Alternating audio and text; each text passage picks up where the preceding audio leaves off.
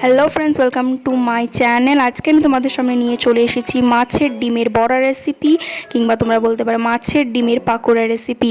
এই রেসিপিটা আজকে খুব সহজ পদ্ধতিতে বানিয়ে দেখাবো, এবং অবশ্যই যদি ভালো লেগে থাকে রেসিপিটা তো লাইক করো এবং চ্যানেলটাকে সাবস্ক্রাইব করে দাও নতুন নতুন ভিডিও পাওয়ার জন্য।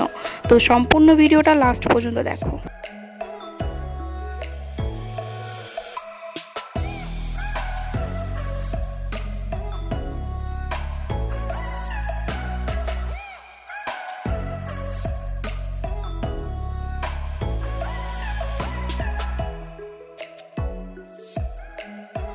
তো প্রথমে আমি নিয়ে নিয়েছি এখানে 150 গ্রাম মতন মাছের ডিম। এটা রুই মাছের ডিম, তোমরা চাইলে যে কোনো মাছের ডিম ব্যবহার করতে পারো, সব মাছের ডিমের ক্ষেত্রে একই রেসিপি।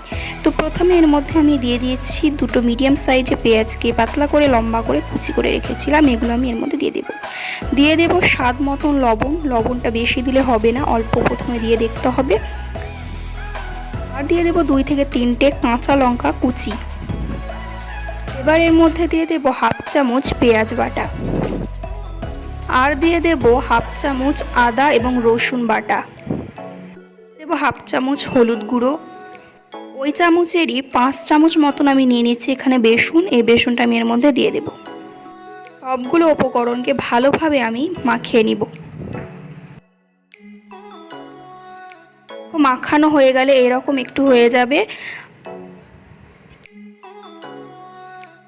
এবার এখানে একটা প্যানে তেল গরম করতে দিয়েছিলাম হাই ফ্লেমে। এবার আমি এগুলোকে বড়ার আকারে দিয়ে দিব। বড়াগুলোকে আমি উল্টে দেব। এক সাইডটা ভাজা হয়ে গেছে, তার এক সাইডটাকে ভেজে নিব। এগুলোকে আমি গোল্ডেন ব্রাউন পর্যন্ত ভেজে নিব। বড়াগুলো ভাজা হয়ে গেছে, এবার এগুলোকে আমি একটা সাইডে তুলে নিব। বড়াগুলো আমার তৈরি হয়ে গেছে, এভাবে সব বড়াগুলোকে ভেজে নিব। দেখো বন্ধুরা, কত সুন্দর আমার মাছের ডিমের বড়া তৈরি হয়ে গেছে। এভাবে তোমরা সহজে বানিয়ে ফেলতে পারবে। দেখলেই কত সহজে আমি খুব তাড়াতাড়ি বানিয়ে ফেললাম। তো এই ভিডিওটা যদি ভালো লাগে তো অবশ্যই চ্যানেলটাকে সাবস্ক্রাইব করে দাও নতুন নতুন ভিডিও পাওয়ার জন্য। ধন্যবাদ।